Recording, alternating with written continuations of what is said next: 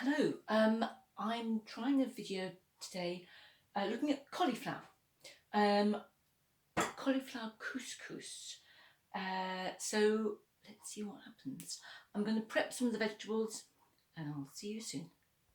So here we are. I've chopped the cauliflower up into two parts, and yes, I've divided the cauliflower into two, and the stalky bits have to be cut up a bit more than the others.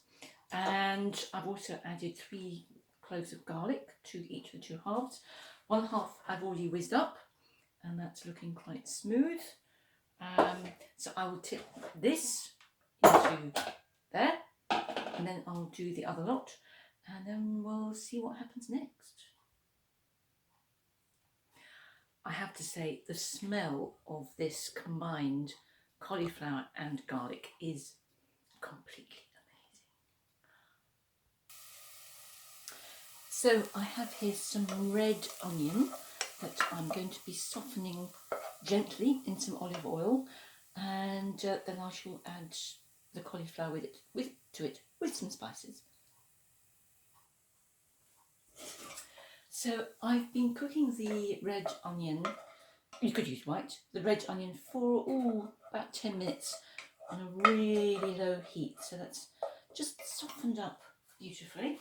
And I'm now going to tip in all that lovely cauliflower and garlic mix. And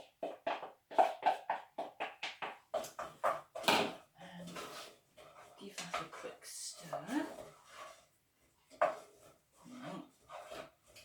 Some very interesting smells coming out of that. And I'm going to add a bit of some spices. So what have I got here? Got some piri, and I've got some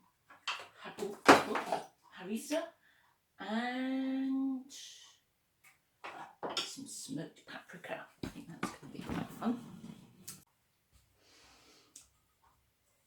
And here we have, I think, pretty much the finished product. I added a little bit of water to it, and so that is all cooked down rather beautifully.